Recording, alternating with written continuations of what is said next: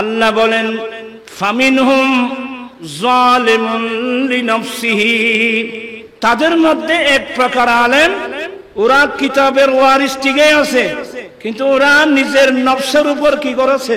জুলুম করেছে। ফামিনহুম যালিমুন লিনাফসিহি, এই প্রথম প্রকারের মধ্যে ফামিনহুম যালিমুন লিনাফসিহি, তাদের মধ্য থেকে এক প্রকার যারা তাদের নফসের উপর কি করেছে? জুলুম করেছে। অর্থাৎ আলেমে বেআমল, আলেমে আলেম কিন্তু আমল করে নাই। আল্লাহ বলছেন আমল, এলম শিখে যদি আমল না করা হয় তাহলে তো সে নিজের উপর কি করলো? জুলুম করলো। ফামিনহুম যালিমুন লিনাফসিহি, তাদের মধ্য থেকে এক প্রকারের আলেম যারা নিজের নফসের উপর কি করেছে? জুলুম করেছে। ওয়া মিনহুম মুকতাসিদ, আরেক প্রকারের আলেম এরা মধ্যমে আছে, ওরা মধ্যম। এক প্রকারের আলেম ওরা মধ্যম, একেবারে মধ্যমে আছে। কি মানে? ওরা এলমও শিখছে, ওরা এলম মোতাবেক আমলও করছে। ওরা এলমও শিখছে, সে এলম মোতাবেক ওরা কি করছেন? আমল করছেন। দুই প্রকার। তৃতীয় নম্বর হলো ওয়া মিনহুম সাবিকুন বিল খায়রাতি বিইজনিল্লাহ, তাদের মধ্য থেকে এক প্রকারের আলেম যারা আল্লাহর ইজনে, আল্লাহর নির্দেশে ওরা প্রত্যেক ভালো কাজের মধ্যে ওরা সবার এগিয়ে চলে গেছে।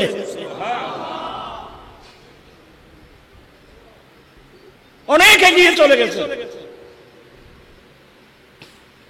আমি কোরআন শরীফের আয়াতকে সামনে রেখে ইমামে আহলুস সুন্নাত হুজুর কেবলার জীবনী আমি যদি সামনে রাখি তাহলে ইমামে আহলুস সুন্নাত হুজুর কেবলা আল্লামা হাশিমি রহমাতুল্লাহ আলাইহি একেবারে সাবিকুম বিল খায়রাতের মধ্যে পড়ছে।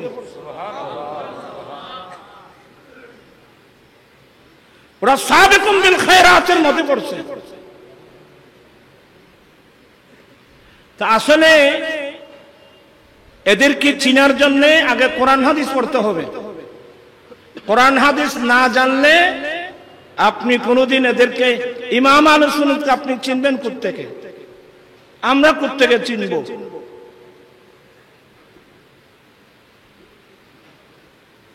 আমি আমার জীবনে আমি 76 আমি সুবহানিয়ার ছাত্র। কোন মাদ্রাসার? সুবহানিয়া আলিয়া মাদ্রাসার ছাত্র। 76 সে 76-এ সুবহানিয়া মাদ্রাসায় হুজুর কেবলাকে দাওয়াত দেওয়া হয়েছে এবং হুজুরের ছাত্র, খাস ছাত্র মুফতি আহলে সুন্নাত আল্লামা মুফতি উবাইদুল হক নাঈমি রহমাতুল্লাহ আলাইহি ওনাকে দাওয়াত দেওয়া হয়েছে। এক সময় বাংলাদেশে একটা প্রবাদ বাক্য ছিল হাশিমি নাঈমি, শুননি না? এক সময় বাংলাদেশের মধ্যে স্লোগান ছিল কি? হাশিমি নাঈমি। ওস্তাদ ছাত্র, ইমাম হাশিমি রহমাতুল্লাহ উস্তাদ আর নাঈমি সাহেব হলেন কি? ছাত্র। হাশিমি নাঈমি একটা প্রবাদ বাক্য। তো এই জন্য দুজনকে দাওয়াত দেওয়া হয়েছে সুবহানিয়া আলিয়া মাদ্রাসায়। পূর্ব পাশের যে বিল্ডিং ছিল আমরা যেখানে থাকতাম ওই দ্বিতীয় তলায় শহদায়ে কারবালার মাহফিল দিয়েছিলেন। আমি কোন সনের কথা বলছি? 76-এর কথা বলছি। সেদিন হুজুর এমন তাকরীর করছে, ইমাম নাঈমি সাহেব কেবলাও এমন তাকরীর করছে, হুজুর কেবলার তাকরীরের তো কোনো মেসাল নাই। আমি হুজুরের ভক্ত হয়ে গেলাম। আর ছোটবেলা থেকে আমাদের অভ্যাস, আমরা বন্ধু বান্ধব নিয়ে ঘুরেফেরা করা, এটা আমাদের অভ্যাস ছিল না। আমাদের অভ্যাস ছিল আহলুস সুন্নাত ওয়াল জামাতের পীর মাশায়েখ বড় বড় আলেম কোথায় আসতেছেন ওখানে যাওয়া, ওদের খেদমত করা, ওদের থেকে দোয়া নেওয়া। তো হুজুর কেবলার তকরির শুনে আমি সিদ্ধান্ত নিয়েছি দাখিলটা এখানে পড়বো, আলিমটা হুজুর কেবলার মাদ্রাসায় চলে যাব। আপনার কথাগুলো বুঝতেছেন? দাখিলটা সোবানি মাদ্রাসায় পড়বো, আর কোথায় আলিমটাই আসল মাদ্রাসা। তখন এই বিল্ডিং টিল্ডিং এগুলো ছিল না, ওখানে ছিল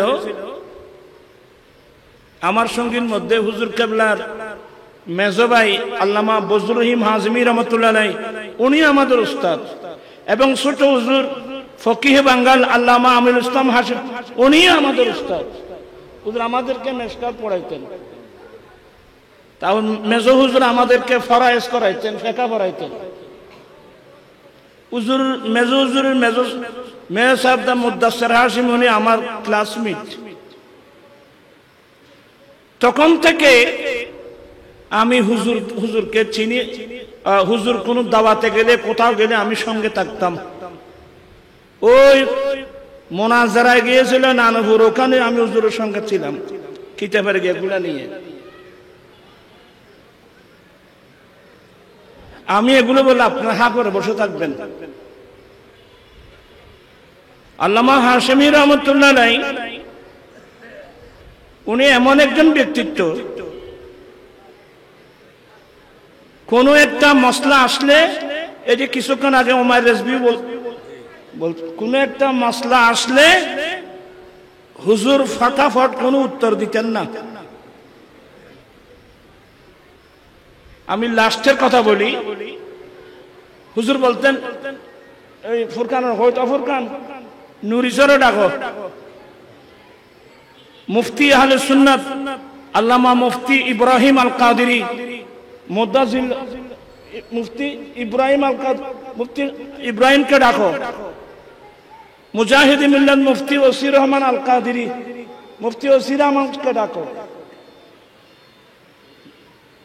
এগুলো আমি যেগুলো দেখছি আর কি। উজু বলতেন না, উজুর মশলাগুলো জানে না, কিন্তু উজুর বলতেন না, এদেরকে ডাকো। এদেরকে ডেকে এদের সামনে, আমার হুজুরদের সামনে মুফতি ওসির রহমান, মুফতি ইব্রাহিম আল কাদেরী, আবার আমি গুনাহগারও আছি, বিভিন্ন এগুলো আলোচনা করা হতো। এটা কি হবে দেখি তোমরা বলো। হুজুর কিন্তু বলতেন না।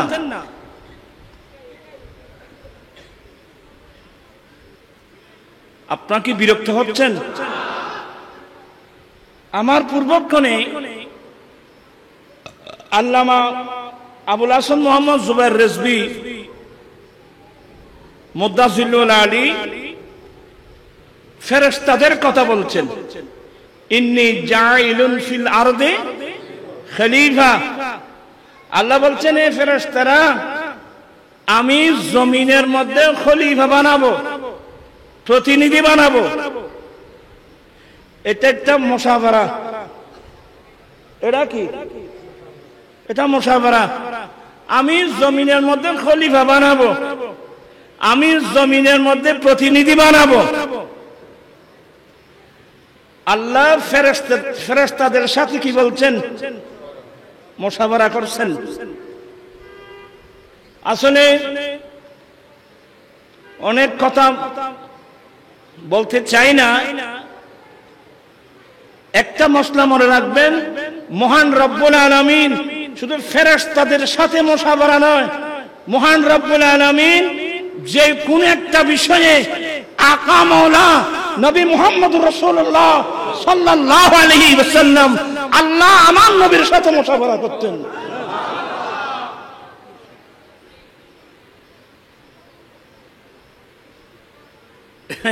অনেক মৌলবীরা বলবে, এই যে কি আল্লাহ নূর হিসাবে, এগুলো নূর হিসাবে বলে না, এগুলো এই কথাটা লিখছেন আলা হযরত মুজাদ্দিদে দ্বীন মিল্লাত ইমাম আহমদ রাজা ফাজলে বরলভী রাহমাতুল্লাহ আলাইহি যখন এই মাসলাটা লিখছেন যে আল্লাহ কোন কাজ করার সময় আল্লাহ প্রিয় রাসূল সাল্লাল্লাহু আলাইহি ওয়াসাল্লামের সাথে কি করেন? কি করেন? মুশাওয়ারা করেন। তখন একদল হুজুর ওই পন্থী আর কি ভিন্নপন্থী একদল ওই পন্থী মানুষ, হ্যাঁ আহমদ রাজা এটা কি লিখলো কি লিখলো কি লিখলো, আহমদ রাজা কি লিখলো, বিরাট এক ইয়ে উঠে গেল।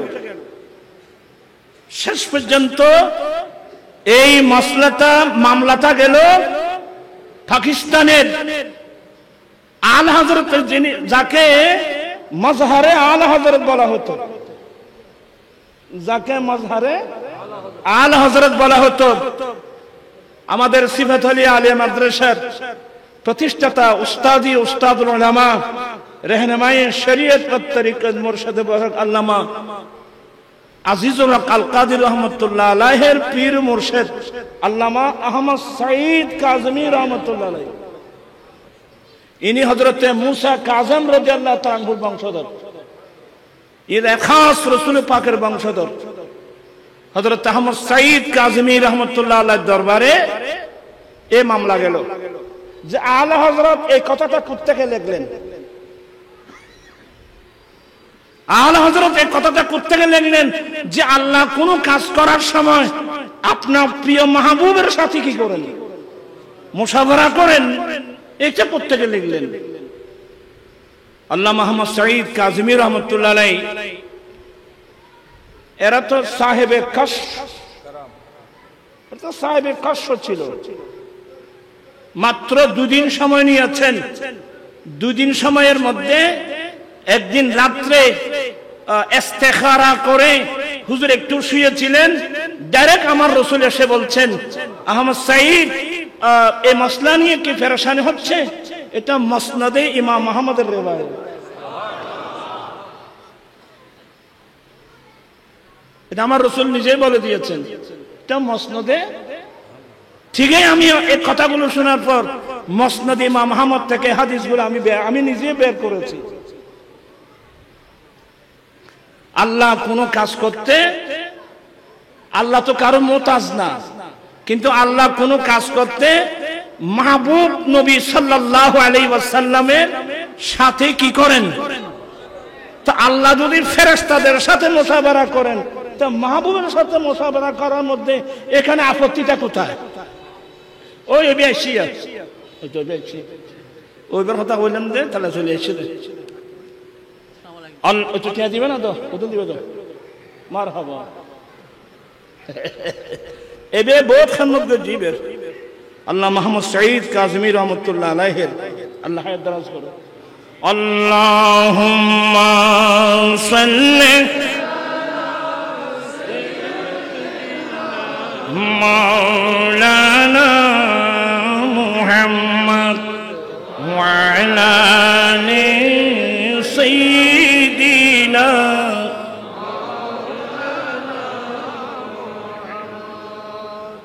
যাই হোক, এগুলো বলতে গেলে মুশাওয়ারা করা এটা রাসূল পাক সাল্লাল্লাহু আলাইহি ওয়াসাল্লামের, এটা আল্লাহর সুন্নাত, এটা আমার রাসূলের সুন্নাত।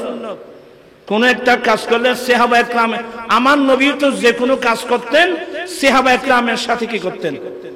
মুশাওয়ারা। অথচ রাসূল চলেন আল্লাহর নির্দেশে, অথচ রাসূল চলেন কার নির্দেশে? আল্লাহর নির্দেশে। কিন্তু এরপরে দেখা যায় যেমন বদরের যুদ্ধ, 70 জন কাফের মরল, 70 জন কাফের বন্দী হলো। এই 70 জন যারা কাফের বন্দী হলো এদেরকে ভাগ করে দিলেন যে 2 দিন পরে রাসূল পাক সাল্লাল্লাহু আলাইহি ওয়াসাল্লাম সাহাবায়ে কেরামদেরকে বললেন যে তোমরা এই যুদ্ধবন্দীদের সাথে কি আচরণ করা হবে তোমরা আমাকে পরামর্শ দাও। সুবহানাল্লাহ বলবেন না? যুদ্ধবন্দীদের সাথে কি আচরণ করা হবে তোমরা আমাকে কি দাও, তোমরা আমাকে পরামর্শ দাও। অথচ আম্বিয়া ইকরাম চলেন আল্লাহর নির্দেশে। এই যে মুশাওয়ারা, এই কোরআন হাদিসের বাস্তব রূপ আমি ইমাম হাশেমি রহমতুল্লাহ আলাইহির জীবনে দেখেছি, বাস্তবে পেয়েছি আমি। হুজুর কেবলা কোনো পরামর্শ ছাড়া আলেম ওলামাদেরকে ডাকতেন, পরামর্শ করতেন। কোন আলেম যদি, কথা তো লম্বা হয়ে যাবে, 76-এ একজন মৌলবী, নাম বলবো না, সুবহানাল্লাযী আসরা বিআবদিহি লাইলাম মিনাল মসজিদিল হারামে, এই আয়াতের তরজমা করতে গিয়ে নবীকে আল্লাহর দাস বলেছিল। কি বলছিল? নবীকে ও আব্দ শব্দের অর্থ কি বলছিল? দাস বলছিল। এক পর্যায়ে বলছে আমি দাস ছাড়া কি বলবো? তো লেখাপড়া না শিখলে বলবেন কোত্থেকে? একাডেমিক জ্ঞান তো লাগবে। আল্লামা হাশমি রহমতুল্লাহ আমাদেরকে আব্দ শব্দের 27টা অর্থ আমাদেরকে দেখায় দিয়েছেন অভিধান থেকে।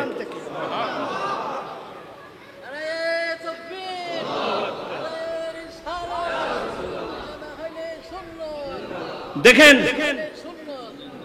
আজকে আলেমদের মধ্যে দলাদলি, অনেকে সুন্নি আলেমদেরকে গালমন্দ করে। আল্লামা হাশমি রহমতুল্লাহ আলাইহি, আল্লামা নঈমী রহমতুল্লাহ আলাইহি এবং আল্লামা আজিজুল হক আল কাদির রহমতুল্লাহ আলাইহি সবাইকে নিয়ে যে কোন একজন হুজুর আসছে, ও তো আব্দ শব্দের অর্থ দাস বলছে, এটা সে নিজেও গোমরাহ হবে, জাতিকেও কি করবে? গোমরাহ করবে। একটা কাজ করো, আমরা তার সাথে একটু বসতে চাই, আমরা ওনার সাথে একটু কি, আচ্ছা এই কাজটা শুদ্ধ না? আমরা ওনার সাথে বসতে চাই। তো বসতে চাই কিভাবে? একটা চিঠি লেখা হলো, আমি 76-এর কথা বলছি। একটা কি লেখা হলো? আহলুস সুন্নাত ওয়াল জামাতের পক্ষ থেকে, ইমাম আহলুস সুন্নাতের পক্ষ থেকে ওনার নামে একটা চিঠি লেখা হলো। চিঠি লেখার পরে ওফেন বলছেন আমরা একটা চিঠি লিখেছি ওনার কাছে, এই চিঠিটা তোমরা কে কে নিয়ে যেতে পারবা? এটা লালদিঘির মাঠ থেকে এই চিঠিটা নিয়ে তোমরা কে কে যেতে পারবা? 3 জন মানুষ দাঁড়িয়ে ছিল যে আমরা এই চিঠিটা নিয়ে ওনার কাছে যাব।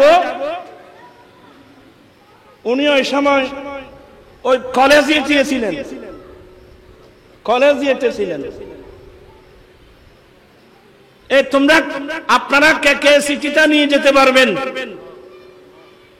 তখন 3 জনের মধ্যে একজনের নাম আর আমার এখন মনে আছে, একজন এখনো বেঁচে আছে। উনি হলেন জামে আহমদিয়া সুন্নিয়ার বোধ আরবি প্রভাষক মাওলানা আবুল হাশেম, ওই যে লালিয়ার হাটের মাওলানা আবুল হাশেম শাহ সাহেব। 3 জনের মধ্যে উনি একজন ছিলেন। আমি আপনাদেরকে আঙ্গুল দিয়ে দেখাই দিচ্ছি। সুন্নি জামাতের আলেমদেরকে আপনারা দোষারোপ করতে পারবেন না। হুজুর এমন একটা ক্ষেত্র তৈরি করতে চেয়েছিলেন যাতে আলেমদের মধ্যে দ্বিধাদ্বন্দ্ব না হয়, পরামর্শ করে যেটা শুদ্ধ এটা সবাই মানবে, যেটা অশুদ্ধ এটা মানবে না, একমত হয়ে যেন ইসলামের পক্ষে যেন কাজ করতে পারে। হুজুরের এই পদক্ষেপ শুদ্ধ ছিল না? কথা হাত উঠায় বলতে হবে। হুজুরের এই পদক্ষেপ শুদ্ধ ছিল কিনা? শুদ্ধ ছিল, একর বিশুদ্ধ, একর বিশুদ্ধ ছিল। আবুল হাসান শাহ সাহেব এখনো বাঁচিয়ে আছে, জিজ্ঞাসা করবেন। ওরা 3 জন গিয়েছিলেন, ওদেরকে ওখানে ঢুকতেও কি দেওয়া হয় নাই, সুযোগ দেওয়া হয় নাই। এখন আপনারা যারা স্কুলের ছাত্র, কলেজের ছাত্র, ইউনিভার্সিটির ছাত্র, আপনারা বিচার করেন। আমরা ওনার সাথে বিষয়ে একটু মত বিনিময় করব, শুদ্ধ পরে, তাহলে এই চিঠিটা গ্রহণ করে, সাদর গ্রহণ করে আমাদের হুজুরদের সাথে বসা উচিত ছিল না? যদি সেদিন বসা হতো তাহলে আজকে এত বড় ইখতিলাফ দ্বন্দ্ব মুসলমানের মতো কোনোদিন হতো না।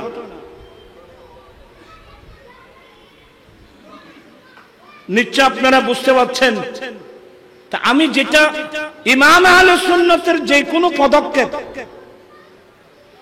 কোনো পদক্ষেপ সম্পূর্ণ কোরআন সুন্নাহ ভিত্তিক,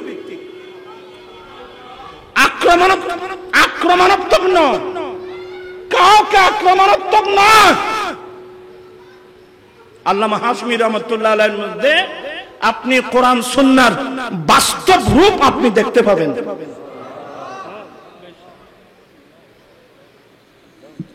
ইমাম হাশমি শুধু একজন আলেম বললে হবে না, ইমাম হাশমি ফকি ছিলেন। ইমাম হাশমি ফকি ছিলেন, এগুলো আপনারা বুঝবেন না। আমাদের মাযহাবের ইমাম আবু হানিফা রাহমাতুল্লাহ আলাইহি উনি ইমামে আজম। এমন হয় নাই। ইমাম শাফিঈ রাহমাতুল্লাহ আলাইহির মতো ব্যক্তি বলছেন, মান আরাদা আন ইয়াতাবাহহারা ফিল ফিকহ ফালইয়ানজুর ইলা কুতুবি আবি হানিফা। যে ব্যক্তি ইসলামী আইনের পারদর্শিতা অর্জন করতে চাও, তোমাদের উচিত ইমাম আবু হানিফার কিতাব পড়া। আমি যখন সিফাত আলী আলে মাদ্রাসায় হুজুরের দোয়ায় কিছু খেদমত করেছিলাম, ফিকহের মধ্যে আসবাব ওয়ান নাযায়ের ছিল। তো আসবাব ওয়ান নাযায়ের মধ্যে এই ইবারত এটা আছে। তো আসবাব ওয়ান নাযায়ের একটা শরহ আছে, শরহে হুমাবি। তো উনি ইমাম হুমাবি বলছেন, মান আরাদা আন ইয়াতাবাহহারা ফিল ফিকহ ফালইয়ানজুর ইলা কুতুবে আবি হানিফা। হুমাবিরা বলছেন যে ফালইয়ানজুর ইলা কুতুবে আসহাবে আবি হানিফা। কি মানে, যারা ইলমে ফিকহ ইসলামী আইনের মধ্যে পারদর্শিতা পাণ্ডিত্য অর্জন করতে চাও, তোমাদের উচিত হলো ইমাম আবু হানিফার ছাত্রদের কিতাব পড়া।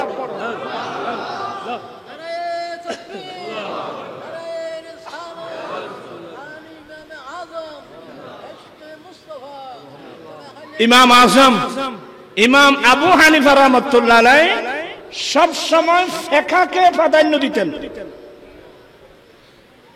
ইমাম আজম আবু হানিফা ফিকহকে প্রাধান্য দেওয়ার কারণে অনেক এই যে আলে হাদিস, এরা মনে করে যে ইমাম আবু হানিফা হাদিস জানে না। এক জালেম বলছে যে ইমাম আবু হানিফা 17টা হাদিস জানে। মানে মূর্খতামির একটা শেষ কোথায়।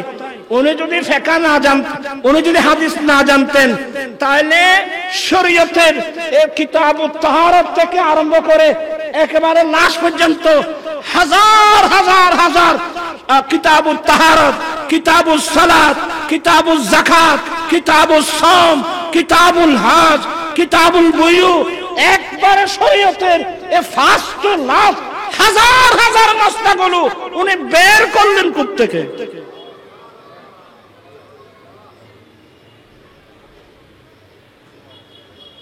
ফকিহুন ওয়াহিদুন আশাদ্দু আলা শাইতানে মিন আলফি আবিদিন। একজন ফকিহ, একজন ফিকহবিদ, একজন ফকিহ শয়তানের উপর আলফে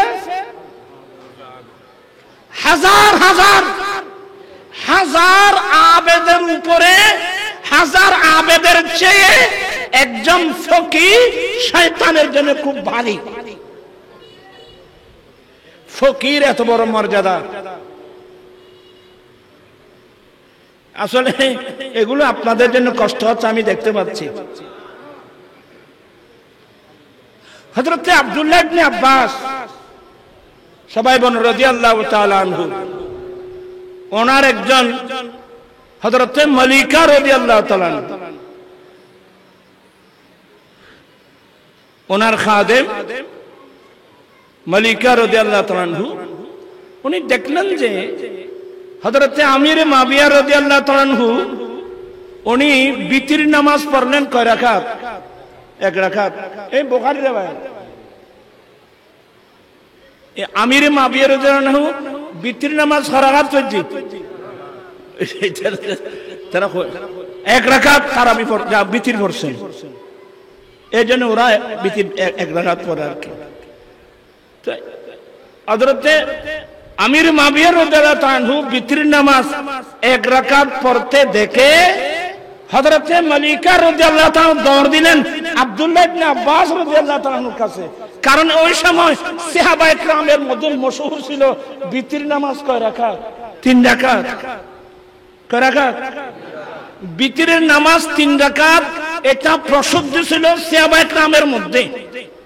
তো যখন সাহাবায়ে কেরাম তো বিতর নামাজ 3 রাকাতই পড়তেন, হঠাৎ করে আমির মাবিয়া রাদিয়াল্লাহু তাআলা যখন বিতর নামাজ 1 রাকাত পড়লেন, হযরতে মালিকা বলেন কিরে কিরে উনি 1 রাকাত কেন পড়লেন? তো হযরতে মালিকা রাদিয়াল্লাহু তাআলা দৌড় দিলেন কার কাছে? হযরতে আব্দুল্লাহ ইবনে আব্বাস রাদিয়াল্লাহু তাআলার কাছে। হুজুর, বলে বাবা কি? বলে আমির মাবিয়া রাদিয়াল্লাহু আনহু উনি বিতর নামাজ 1 রাকাত কেন পড়লেন? 1 রাকাত কেন পড়লেন? হযরত আব্দুল্লাহ ইবনে আব্বাস বলছেন, এই মালিকা স্টপ থাকো, হুয়া ফাকিহুন। কি বলছে? হুয়া ফাকিহুন আই মুজতাহিদুন। উনি বড় ফকিহ, উনি মুজতাহিদ। তো তাই বলি কি আমরা কি বিতির নামাজ 1 রাকাত পড়ব না 3 রাকাত? আমরা বিতির নামাজ পড়ব কয় রাকাত? 3 রাকাত। কিন্তু ইনি তার সাহাবায়ে কেরামের ব্যতিক্রম 1 রাকাত পড়ার কারণে উনি শিকায়ত করার জন্য গিয়েছেন হযরত আব্দুল্লাহ ইবনে আব্বাস। তা আমি এগুলো বলার পিছনে কারণ কি, সাহাবায়ে কেরামের মধ্যেও ফিকহ ছিল অত্যন্ত গুরুত্বপূর্ণ সাবজেক্ট। ফিকহ আল্লামা হাশিমি রাহমাতুল্লাহ আলাইহি উনি একদিক দিয়ে মুহাদ্দিস ছিলেন, অপর দিক দিয়ে উনি বড় ফকিহ ছিলেন, উনি বড় মুফাসসির ছিলেন, উনি মুআররিখ ছিলেন, উনি আদব ছিলেন। উনি কত বড় আদব ছিলেন জানেন? আমি এখানে পড়ার সময় হামাসা বাবুল আদব এখন আছে না? এই হুজুর উত্তর না মাতরে হামাসা আছে না? হামাসা বাবুল আদব হুজুর যিনি পড়াতেন, হুজুর আসে না ক্লাসে, ইমাম আহলুস সুন্নাত, ওই সুবাদে আমরা হুজুরকে পেয়ে গেলাম। ওয়াফিতিয়ান সিদকিন লাস্ট, এখনো পর্যন্ত আমার মুখস্থ। ওয়াফিতিয়ান সিদকিন লাস্ত মুতলিআ বাদিহিম আলা সিররি বাদিন গায়রা আন্নি জামাউহা। ওই সময় আমার মুখস্থ হয়ে গেল। এই শেরের 3 ধরনের তাকরীর করলেন, সব মিলিয়ে এটা একটা এলমের মজলিস, এটা এলমের একটা খাজিনা, মখজান, মাদান। হুজুর কাবলার যেদিকে দেখবেন ওইদিকে এলম ছাড়া আর কিছুই নাই। আল্লামা হাশিমি রাহমাতুল্লাহ আলাইহি জীবনে কোনোদিন নবীর সুন্নাত বিপরীত একটা কাজ করেছেন আমি দেখি নাই। কিন্তু সবচেয়ে বড় কি, আল্লামা হাশিমি আখিরাতের দিকে রাগের ছিলেন। আখিরাতের দিকে হুজুর মাইলান ছিল, হুজুরের মাইলান ছিল, যুগ ছিল আখিরাতের দিকে, দুনিয়ার দিকে। এই 3 হুজুর, 3 ভাই দুনিয়ার দিকে আমরা কোনো খেয়াল ধ্যান করতে আমি কোনোদিন দেখি নাই। এখানে আমাদের বর্তমান যুগের যত বড় বড় আমরা যত বড় আছি আর কি, দেখবেন যে প্রত্যেকের কাছে ব্যাংক ব্যালেন্স আছে। হ্যাঁ, আর তো বেশি আছে। আয় তো আজকে লাগত দিলাম দে, আর তো মাদ্রাসা বেশি হনে আপনি গরম পড়েন। তো যাই হোক, ব্যাংক ব্যালেন্স আল্লামা হাশিমি রাহমাতুল্লাহ আলাইহির জিন্দেগিতে কোনোদিন ব্যাংকের পাশেও যান নাই। নিজের জীবনে 1 গন্ডা জমিন ক্রয় করে নাই। বাবার রেখে দেবার সম্পদ কোথায় এগুলোও জানতেন না। ওইদিকে এদের কোনো খেয়ালে নেই। ওদের খেয়াল ছিল মুস্তাগরাকুন ফি বাহরে ইশকি রাসূল সাল্লাল্লাহু আলাইহি ওয়াসাল্লাম। আমি বাস কিছু সময় নষ্ট করলাম। আসলে আমি আমার জন্য একটু দোয়া করবেন। আমি তো ঘরের হিসাবে মেহমান আসছেন, মুআজ্জাজ মেহমান, এদের মূল্যবান বক্তব্য শোনার দরকার আছে। আমি আর কথা না বাড়িয়ে এখানে শেষ করলাম। আসলে আয়াত যেটা পড়ছি এগুলো কঠিন জিনিস। হ্যাঁ, ওয়ামিনহুম মুকতাসিদ ওয়ামিনহুম সাবিকুম বিল খায়রাতি বিইজনিল্লাহ। আল্লাহ পাক হুজুর উসিলায় আমাদেরকেও আমাদের আওলাদ ফরজনদেরকেও আল্লাহ ইলমে লুদুন্নি দান করুক, ইলমে দ্বীন দান করুক। এটা কেন বললাম? আল্লাহ নিজে বলছেন, কুল রাব্বি জিদনি ইলমা। হে রাসূল, আপনি ফরিয়াদ করুন, আল্লাহ তুমি আমাকে ইলম বাড়িয়ে দাও, আল্লাহ তুমি আমাকে। আরে আল্লাহ তো নবীকে ওয়াল্লামাকা মা লাম তাকুন তাআলাম ওয়া কানা ফাদলুল্লাহি আলাইকা আযীমা। আর বলছে ওয়ালা সাওফা ইউতিকা রাব্বুকা ফাতারদা। এরপর আল্লাহ বলছেন, কুল রাব্বি জিদনি ইলমা। আয় আল্লাহ তুমি আমাকে ইলম বাড়িয়ে দাও, ইলমে দ্বীন বাড়িয়ে দাও, শরীয়তের ইলম, তরিকতের ইলম, হাকিকতের ইলম, মারফতের ইলম, ইলমে দ্বীন বাড়িয়ে দাও। আমরা এবং আমাদের আওলাদ ফরজনদের সবাইকে ইলমে দ্বীন দান করো। দুনিয়ার মায়া আমাদের অন্তর থেকে আল্লাহ, যেভাবে তুমি আল্লামা হাশিমি রহমাতুল্লাহ আলাইহি অন্তর থেকে দুনিয়ার মায়া তুমি নিয়ে গিয়েছো, তোমার মায়া, তোমার রাসূলের মায়া দিয়ে ভরপুর করে দিয়েছো। আমাদেরকে সেই পথের প্রতীক হওয়ার তৌফিক দান করো। ওয়া আখিরু দাওয়ানা আলহামদুলিল্লাহ। আসসালামু আলাইকুম ওয়া রাহমাতুল্লাহ।